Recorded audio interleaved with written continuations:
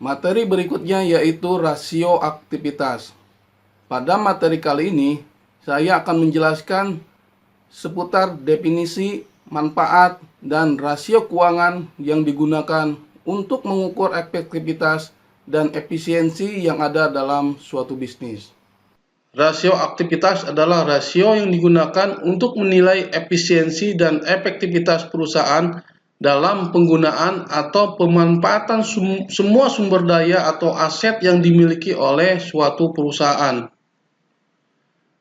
Rasio aktivitas merupakan salah satu rasio yang melakukan perbandingan antara tingkat penjualan dan investasi pada semua aset yang dimiliki sehingga fungsi akuntansi keuangan bisa berjalan dengan baik. Adapun tujuan rasio aktivitas ini dibuat adalah untuk mengukur berapa lama penagihan piutang selama satu periode atau berapa kali dana yang ditanam dalam piutang ini berputar dalam satu periode akuntansi.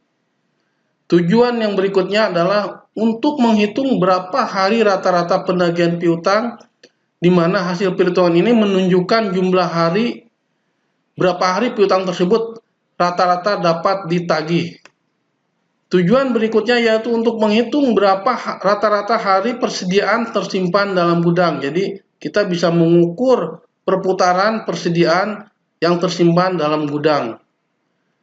Tujuan rasio aktivitas yang lainnya adalah untuk mengukur berapa kali dana yang ditanamkan dalam modal kerja berputar dalam satu periode atau berapa penjualan yang dapat dicapai oleh setiap modal kerja yang digunakan.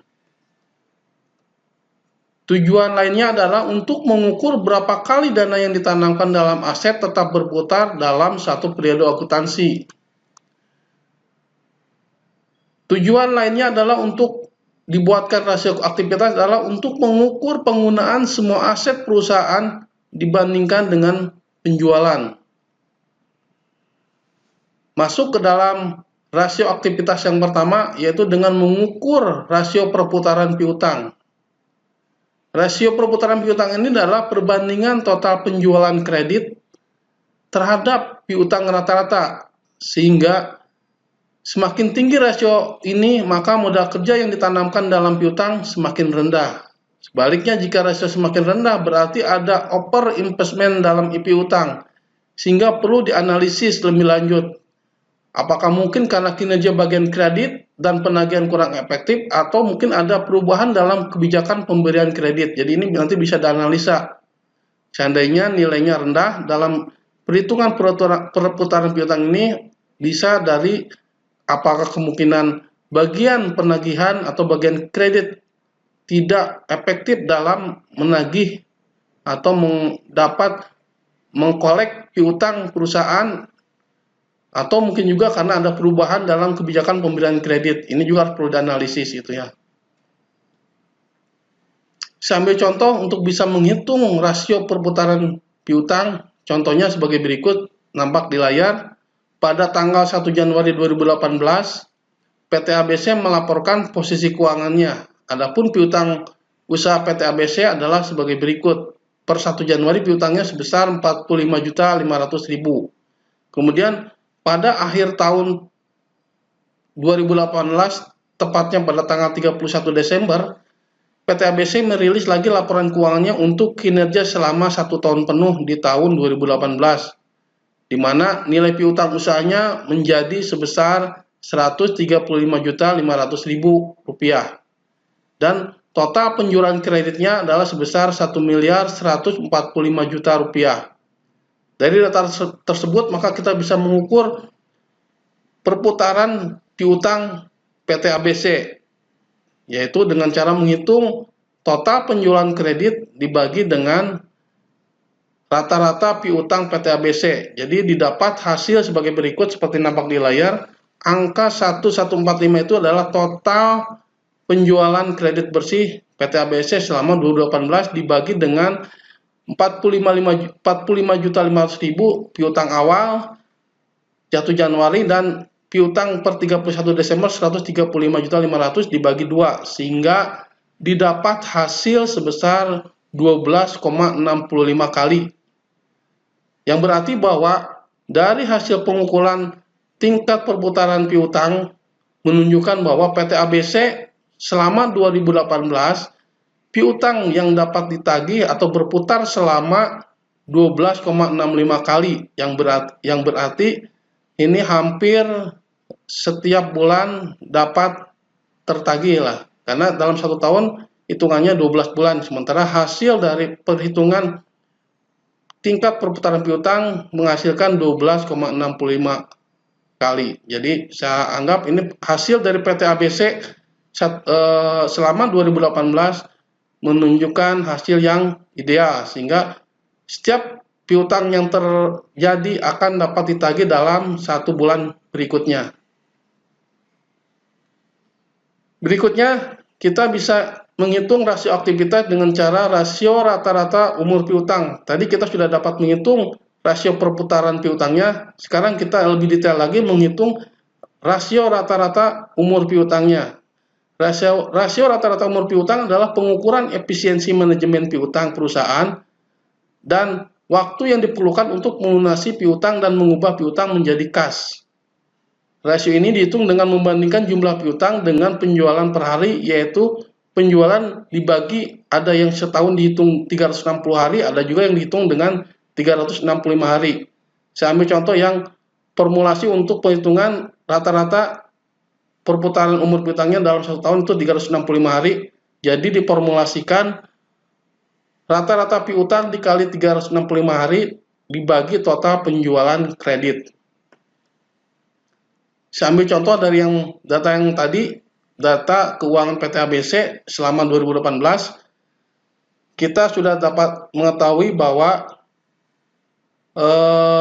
piutang awal PT ABC sebesar Rp45.500.000. Nilai piutang akhir pada 31 Desember sebesar Rp135.500.000. Maka rata-rata umur piutang nampak di layar bahwa setelah dibagi dengan penjualan bersih menghasilkan data 28,84 kali, yang berarti bahwa rata-rata umur piutang PT ABC selama 2018 dapat tertagih dalam tempo waktu selama 28 sampai 29 hari. Jadi ini piutang PT ABC dapat tertagih kurang dari waktu 1 bulan ya. Jadi ini diperkirakan akan tertagih dalam rentang waktu 28 sampai 29 hari. Ini menunjukkan bahwa kebijakan kreditnya mungkin masih mengikuti standar yang berlaku pada umumnya. Rata-rata perusahaan memberikan tempo kalau 1 bulan itu 30 hari, ini masih bisa tertagih di bawah 30 hari. Rasio aktivitas berikutnya yaitu dengan cara menghitung total asset turnover.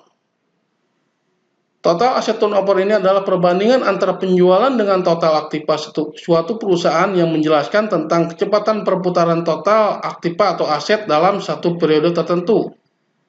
Total asset turnover ini memaparkan bahwa tingkat efisiensi pemakaian aktiva atau aset perusahaan secara keseluruhan dalam menghasilkan volume penjualan tertentu sesuai catatan atas laporan keuangan.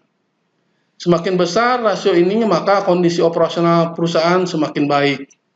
Sehingga kalau diformulasikan untuk menghitung total aset turnover, yaitu dari total penjualan dibagi dengan rata-rata total aset.